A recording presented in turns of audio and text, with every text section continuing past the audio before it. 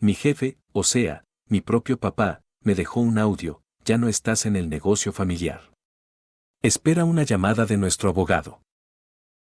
Solo le contesté: muy bien. Luego, sin darle muchas vueltas, vendí mi 45% de participación. 48 horas después, tenía 78 llamadas perdidas y a mi hermano rogándome que lo deshiciera. Soy David, tengo 34 años y hasta hace unos días era parte del changarro familiar. Es una empresa que fabrica piezas para maquinaria agrícola en una ciudad chica de Michoacán. No es una transnacional, pero aquí todo mundo la ubica. Mi abuelo la fundó hace décadas y, cuando murió hace 5 años, me dejó el 45% de la empresa, otro 45% a mi papá, Ricardo, y el 10% a mi hermano mayor, Lorenzo. Ese fue su legado, y yo me partí el lomo para mantenerlo a flote. Nunca imaginé que mi propia familia me daría la puñalada por la espalda. Era un martes por la mañana, estaba en mi oficina revisando los números del último trimestre. Las cosas andaban apretadas, los costos subiendo, los clientes pagando tarde, pero yo ya tenía un plan. Había encontrado un proveedor que nos podía dar acero más barato y estaba a punto de cerrar un contrato con una empresa en Oaxaca. No era un bombazo, pero sí nos iba a dar un respiro. Yo era el que siempre estaba metido en la talacha: contratos, proveedores, asegurarme de que la producción no se detuviera. Mi papá y Lorenzo, en cambio, se la pasaban en juntas importantes, comidas con inversionistas y sintiéndose muy fifís. Entonces llegó el audio de mi papá. No era raro que me mandara mensajes de voz, pero algo en la notificación me dio mala espina. Lo escuché: David, ya no estás en el negocio familiar. No quiero discusiones. Espera una llamada de nuestro abogado. Duró 12 segundos. Lo escuché 2 veces más por si había entendido mal, pero no, mi propio padre me estaba corriendo. Sin explicaciones, sin sentarnos a platicar, solo un mensaje frío. El mismo hombre que me enseñó a manejar y que un día me dijo que yo era el futuro de la empresa, ahora me trataba como si fuera un desconocido. Me quedé viendo el teléfono. Quise marcarle, gritarle, preguntarle qué fregados pasaba, pero no lo hice. Estaba demasiado encabritado.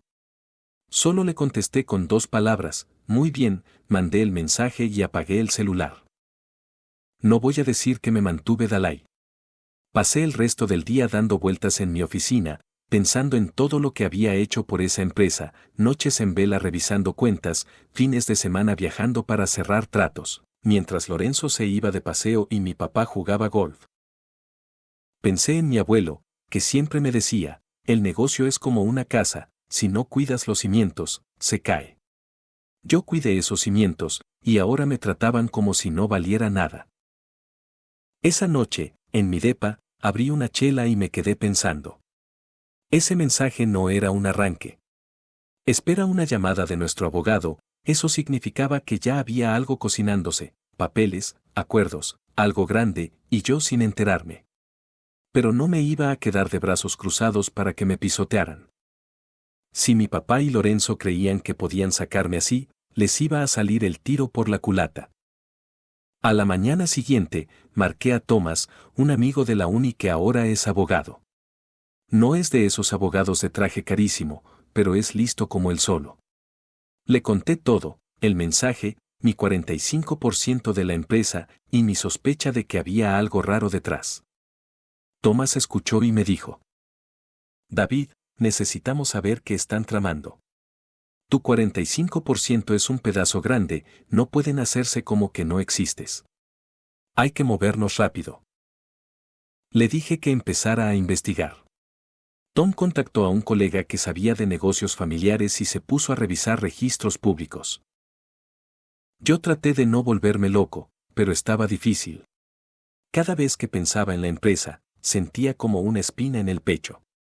Ese lugar era mi vida, y me lo estaban quitando. 2 días después, Tomás me llamó. Ven a mi oficina en friega, dijo. Cuando llegué, tenía un montón de papeles sobre su escritorio. Me explicó. Tu papá y Lorenzo han estado hablando con una empresa grande de Monterrey. Quieren una alianza, algo de reestructurar el negocio, y tu nombre no aparece en ningún lado. Me quedé helado. Una alianza, y yo sin enterarme. Mientras yo me partía la espalda trabajando, ellos planeaban algo a mis espaldas. No solo me estaban corriendo, también querían borrarme del negocio que mi abuelo me dejó. Hay más, dijo Thomas. Si esta alianza sigue, tu 45% podría valer menos. Podrían intentar comprarte barato o buscar la forma de sacarte. Por eso te corrieron ahora, para que no pudieras pelear. La rabia me quemaba por dentro. No era solo traición, era un plan bien armado para dejarme sin nada. Pero se equivocaron de cabrón, yo no me iba a quedar cruzado de brazos. Thomas, quiero vender mi parte, todo el 45%, pero no a ellos. Quiero un comprador que los haga sudar. Thomas sonrió. Eso es arriesgado, pero me gusta. Dame unos días. Esa noche no pegué el ojo. Sabía que estaba a punto de vender lo que mi abuelo me dejó, pero también sabía que era mi única jugada. Mi papá y Lorenzo pensaban que podían aplastarme, iban a ver que no era tan fácil. Al día siguiente, Thomas me llamó. Ya encontré una empresa interesada. Es competencia de la de Monterrey. Tienen el dinero para comprar tu 45% y fama de ser unos desgraciados que no juegan limpio. Perfecto. Si vendes, ellos van a auditar el negocio, me advirtió Thomas. Si hay algo raro en las cuentas, se va a saber. No me importa. Que se sepa todo, le dije. Las siguientes 48 horas fueron una locura. Thomas y su equipo prepararon los papeles, la otra empresa mandó abogados para revisar todo. El viernes en la tarde firmé, mi 45% ya no era mío, ahora era de ellos. Sentí alivio, pero también un nudo en el estómago. Había vendido mi legado, pero al mismo tiempo les di un golpe que no vieron venir y les fregué su plan. Cuando encendí mi teléfono, tenía 78 llamadas perdidas, la mayoría de Lorenzo, algunas de mi papá y un par de números desconocidos. También había mensajes. Uno de Lorenzo decía: David, por favor, llama. Esto es un desastre. Podemos arreglarlo. Por primera vez en días, sonreí. Sentía que volvía a tener el control. No respondí. Apagué el teléfono y le dije a Thomas que me mantuviera al tanto. Sabía que esto apenas empezaba. El sábado en la mañana, me desperté con el celular vibrando como loco, más llamadas perdidas, mensajes de Lorenzo rogándome que hablara con él e incluso un par de mi mamá pidiéndome que calmara las cosas. Ni me molesté en leerlos todos. Me preparé un café y me senté en el sillón, tratando de disfrutar la calma antes de que llegara la tormenta. Había vendido mi 45% a una empresa que no se andaba con rodeos, y algo me decía que las cosas se iban a poner buenas. Alrededor del mediodía, me llamó Thomas. Su voz traía ese tono serio que usa cuando encuentra algo jugoso. David, la empresa que compró tu parte, DuPont, ya empezó a mover fichas. Iniciaron una auditoría de los libros, y no vas a creer lo que encontraron. ¿Qué pasó?, pregunté, sintiendo una mezcla de ansiedad y curiosidad. Hay deudas que no estaban registradas, pagos a empresas que no existen, esto es un cochinero. ¿Qué tan grave?, dije, empezando a saborear el momento. Grave. Hay un préstamo enorme que tu papá firmó a escondidas, usando la empresa como garantía. Y parece que Lorenzo andaba metido en gastos raros, como facturas infladas.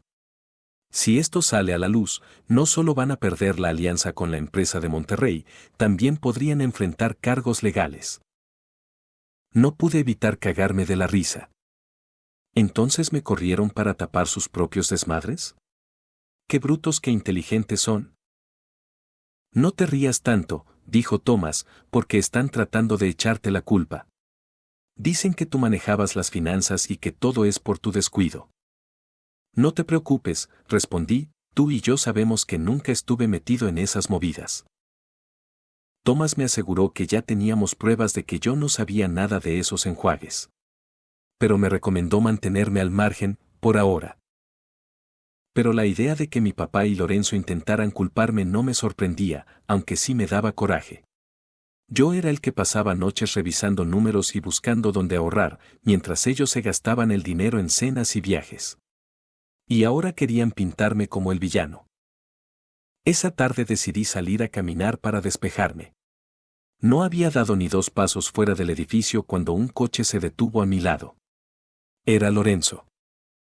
Bajó la ventana, con la cara roja y los ojos desesperados. David, súbete, tenemos que hablar. No tengo nada que decirte, le respondí, sin siquiera mirarlo. Por favor, lo que hiciste nos está matando.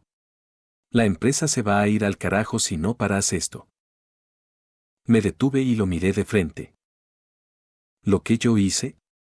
Tú y papá me corrieron con un mensaje de voz, hicieron planes a mis espaldas, escondieron deudas, y ahora vienes a llorarme. No me hagas reír, Lorenzo. No es así, gritó. Sí, cometimos errores, pero no puedes dejar que todo se vaya a la fregada. Hay gente que depende de nosotros, empleados, familias. Eso sí me terminó de prender. Ah, chinga, ¿ahora sí te preocupan los empleados? ¿Dónde estabas cuando pedí que subiéramos los sueldos para no perder a la gente más valiosa? ¿O cuando dije que dejaran de quemar dinero en publicidad inútil? No me vengas con esas idioteces ahora. Lorenzo se quedó callado, mirándome como si no supiera quién era. Papá está destrozado, no duerme. Podemos arreglarlo si hablas con Dupont, dijo al final. Ya no hay nada que arreglar, contesté, y seguí caminando. Lo escuché gritar algo, pero no volteé. No iba a caer en su jueguito. Años me pasé cargando con la empresa mientras ellos se llevaban las palmaditas. Ahora que todo se desmoronaba, no iba a ser yo quien le salvara el pellejo. Esa noche, Tomás me mandó un correo con más detalles de la auditoría. No era solo el préstamo escondido, había pagos a una empresa fantasma que nadie podía rastrear y gastos personales cargados al negocio, como un viaje a Las Vegas que Lorenzo juraba que era de trabajo. Cada nuevo dato era como una patada en el estómago. No solo me habían traicionado, habían puesto en riesgo todo lo que mi abuelo construyó, y todo por pura codicia. El domingo la cosa se puso más intensa, mi papá me llamó. Esta vez decidí contestar. Quería escuchar con qué excusa iba a salir. David, ¿qué demonios hiciste? Empezó, con la voz temblando. Esa venta fue una locura. Estás destruyendo todo lo que tu abuelo dejó. ¿Lo que yo hice? Le solté. Tú me corriste como si fuera un estorbo. Tú y Lorenzo escondieron deudas, hicieron tratos a mis espaldas y ahora quieres culparme. No me chingues, papá, este es tu desmadre. No tenías ningún pinche derecho a vender, me gritó. Esa empresa es de la familia. Tenía todo el pinche derecho. El 45% era mío, y si la empresa está en problemas, tal vez deberías preguntarte qué hicieron con el dinero. Hubo un silencio incómodo. Luego, en voz baja, me dijo. David, podemos arreglar esto. Habla con Dupont, diles que fue un error. Podemos negociar. Jaja, no hay nada que negociar. Tú hiciste tu jugada, yo hice la mía. Ahora lidia con las pinches consecuencias. Colgué. El corazón me latía fuerte, pero por primera vez en mucho tiempo sentía que había dicho todo lo que tenía atorado. Estaba cansado de ser el que siempre aguantaba y ponía la otra mejilla. El lunes, Tomás me llamó temprano. David, esto ya se puso serio. Dupont presentó una demanda contra la empresa por fraude financiero. Dicen que tu papá y Lorenzo ocultaron deudas para que el negocio pareciera más valioso en las negociaciones con la empresa de Monterrey. Esto va a salir hasta en las noticias. ¿Y a mí qué? Pregunté. Por ahora nada.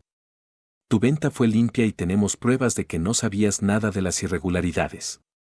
Pero tu papá y Lorenzo están diciendo que tú eras el responsable de las finanzas, que todo es culpa tuya. Me volví a cagar de la risa. Yo.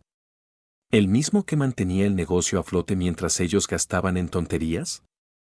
Si ese par de idiotas quieren culparme, que lo intenten. Thomas me dijo que me preparara, porque si ellos iban a jugar sucio, podían intentar cualquier cosa. Pero yo no estaba nervioso. Durante años había guardado cada correo, cada documento, cada decisión que tomé. Si querían guerra, yo tenía todo un maldito arsenal. Esa misma tarde, Lorenzo se apareció en mi depa. Tocó la puerta como si quisiera tirarla a patadas y, en cuanto abrí, se metió sin pedir permiso, con la cara desencajada. David, tienes que parar esto, maldita sea, dijo, casi gritando. La empresa está acabada si no convences a DuPont de retirar la demanda. Papá se está volviendo loco. ¿Eso es lo que quieres? Le respondí, cerrando la puerta. ¿Que yo le saque las papas del fuego después de cómo me trataron? Me corrieron, escondieron deudas, hicieron tratos a mis espaldas, y ahora que todo se destapa, ¿vienes a pedirme ayuda? No, Lorenzo, esto es culpa tuya y de papá. No es solo nuestra culpa, me gritó de vuelta. Sí, hicimos cosas mal, pero no puedes dejar que todo se derrumbe. Hay empleados, familias que dependen de nosotros. Jaja, ¿ahora sí te importan los empleados? Lo corté. ¿Dónde estabas cuando yo pedía reinvertir en producción? ¿O cuando les dije que no compraran ese carro nuevo y lo cargaran al negocio? Ya te había dicho que no me vinieras con esas estupideces, Lorenzo. Se quedó callado, mirándome como si no me reconociera. Luego, en voz más baja, dijo: si la empresa quiebra, no solo papá y yo perdemos, también se va lo que abuelo quería. Que ni se te ocurra mencionar al abuelo, le solté. Él me dejó el 45% porque confiaba en mí. Tú y papá lo traicionaron. Ahora, lárgate. Lorenzo se quedó parado un segundo, como si quisiera decir algo más, pero al final salió sin abrir la boca. Cerré la puerta y sentí una punzada en el pecho, pero la ignoré. No iba a dejar que me manipularan. Los días siguientes fueron un caos. La demanda de DuPont salió en los periódicos locales. Escándalo en empresa familiar, deudas ocultas y una venta que lo cambió todo, decía un titular. Mi teléfono no paraba. Amigos, excompañeros, hasta mi mamá me dejó un mensaje pidiéndome que hablara con mi papá. No contesté a nadie. Ya estaba cansado de ser siempre el que arreglaba todo. Thomas me dijo que la auditoría seguía sacando trapitos al sol, un patrón de gastos personales cargados a la empresa, cenas caras, viajes, hasta un reloj de lujo que mi papá compró y registró como equipo de oficina. Cada nuevo detalle me confirmaba que había hecho lo correcto al vender. Mi papá y Lorenzo no solo me habían traicionado, habían puesto en riesgo todo por puro capricho. El viernes, DuPont me contactó. Querían reunirse para hablar del futuro de la empresa. Fui con Thomas a un edificio elegante en el centro. El que nos recibió, Marcos, traía sonrisa de tiburón, de esas que no inspiran confianza. Nos dijo que la auditoría había cambiado sus planes.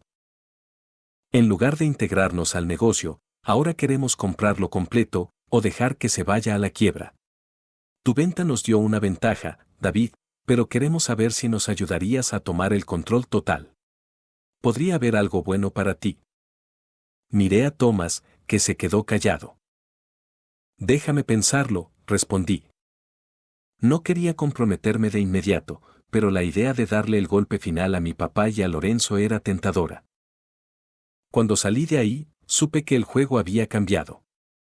Ya no se trataba solo de vengarme, ahora podía decidir qué pasaba con la empresa que alguna vez juré proteger. Pero antes, necesitaba saber hasta dónde llegaba el desmadre que mi papá y Lorenzo habían creado, y qué tan lejos estaban dispuestos a llegar para salvarse. La reunión con DuPont me dejó una oferta difícil de ignorar, ayudarlos a tomar el control total a cambio de una buena lana. Pero no podía sacarme de la cabeza a mi abuelo, a los empleados que dependían del negocio, a las familias que llevaban años ahí. Si dejaba que DuPont se quedara con todo, el legado de mi abuelo desaparecería para siempre. Tenía que haber otra salida. El sábado por la mañana, me senté con Thomas en su pequeña oficina. Los papeles de la auditoría estaban regados por todo su escritorio, cada uno contando una historia de descuido y codicia. Si aceptas el trato de DuPont, me dijo Thomas, te haces rico, pero la empresa desaparece. No la absorberían, la desmantelan. Si no aceptas, la demanda los va a hundir. ¿Qué quieres hacer? No quiero que la empresa muera, respondí. No por mi papá ni por Lorenzo, ellos que se chinguen, sino por mi abuelo. Pero tampoco quiero que ellos sigan al mando. Necesito hablar con mi papá, quiero saber por qué lo hicieron. Thomas negó con la cabeza. No va a ser una plática fácil. Van a intentar darte lástima o culparte. Lo sé. Pero no voy a moverme hasta tener respuestas. Esa noche, llamé a mi mamá. Sus mensajes eran una mezcla de súplicas y regaños para que arreglara las cosas. Cuando contestó, su voz sonaba agotada, como si hubiera estado llorando. David, ven a la casa mañana, por favor. Tu papá no está bien. Hablemos. No voy a negociar nada, le aclaré, pero iré. El domingo manejé hasta la casa de mis papás. El jardín, que mi abuelo siempre cuidaba con orgullo, estaba descuidado. Mi mamá me abrió la puerta y me abrazó fuerte, como si temiera que me fuera a desvanecer. Gracias por venir, susurró. En el comedor, mi papá estaba sentado con los hombros caídos y una taza de café frío frente a él. Lorenzo estaba a su lado, con unas ojeras que le llegaban hasta el suelo. Me senté sin decir palabra. Mi papá me miró, pero no habló. Finalmente, yo rompí el silencio. Me echaste con un mensaje de voz, planeaste una alianza a mis espaldas, escondiste deudas e intentaste culparme. Quiero saber por qué. Mi papá tragó saliva.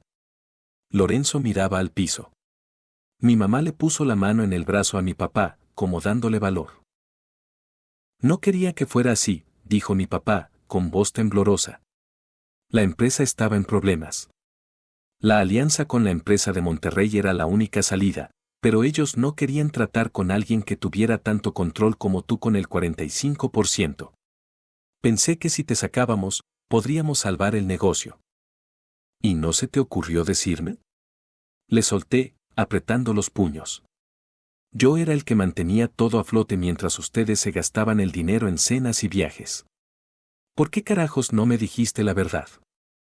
Porque no quería que supieras lo mal que estaban las cosas, admitió. Tomé un préstamo para cubrir huecos, pero no fue suficiente. Los pagos a esas empresas eran para mantener las apariencias, para que los inversionistas no se fueran. ¿Apariencias? Repetí, subiendo la voz. ¿Pusiste en riesgo todo lo que abuelo construyó por apariencias? ¿Y yo era el problema? Lorenzo levantó la mirada.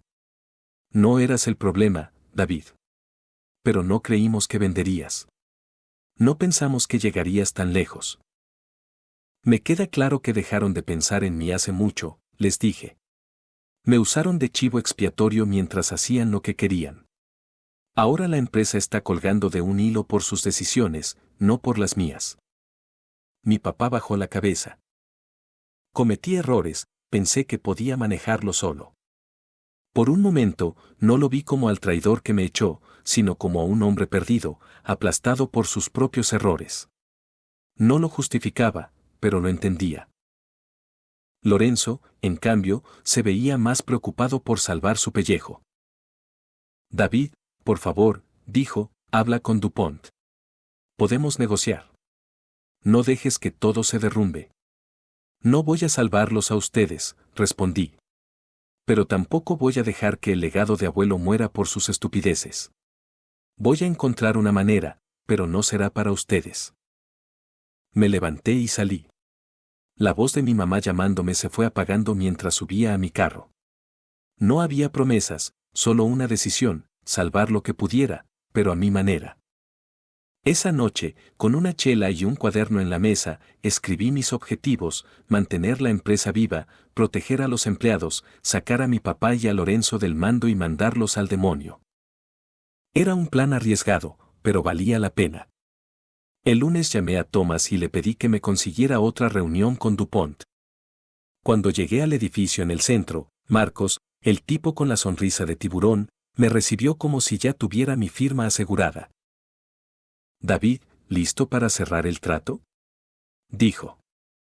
«Tengo una propuesta», le respondí, «retiren la demanda y compren solo una parte más, lo suficiente para controlar la operación. Yo los ayudo a reestructurar, pero mi papá y Lorenzo quedan fuera de la gerencia y no tocan a los empleados». Mark se recargó en su silla, cruzando los brazos. «Eso es mucho pedir. La auditoría mostró un desastre, ¿por qué deberíamos confiar en que tú puedes arreglarlo?». «Porque yo soy el mero mero de esa empresa, yo era el que mantenía el negocio a flote antes de que todo explotara», le dije. «Conozco cada detalle, cada proveedor, cada trabajador. Y si no aceptan, me voy con la empresa de Monterrey y les hago la vida imposible». Thomas carraspeó, claramente nervioso, pero no dijo nada. Marco sonrió. «Tienes agallas, David. Dame un día para hablarlo con mi equipo». Esa noche no dormí.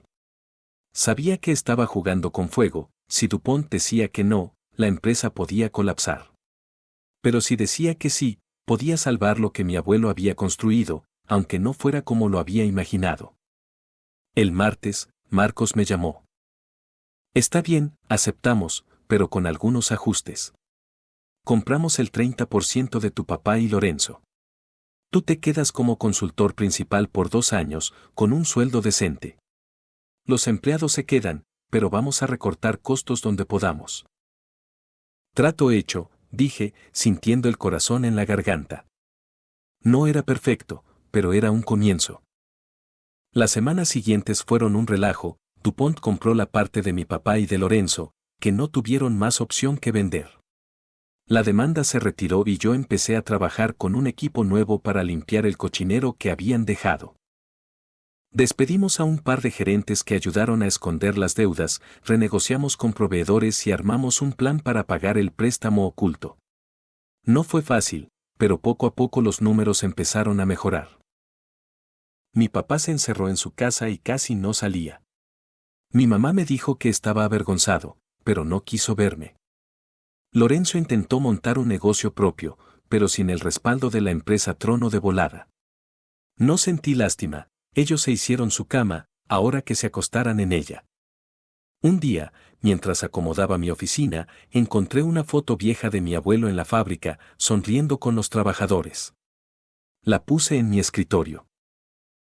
No había salvado la empresa por mi papá ni por Lorenzo, lo hice por él, por la gente que todavía creía en lo que él había construido. Han pasado meses. La empresa no es la misma, pero sigue viva. Los empleados tienen trabajo, los clientes están regresando. DuPont me ofreció quedarme permanentemente, pero no estoy seguro. Tal vez sea momento de empezar algo nuevo, algo que sea completamente mío. Por ahora, me basta con saber que no dejé que el legado de mi abuelo muriera. Si mi papá o Lorenzo quieren llamarme, mi teléfono seguirá apagado.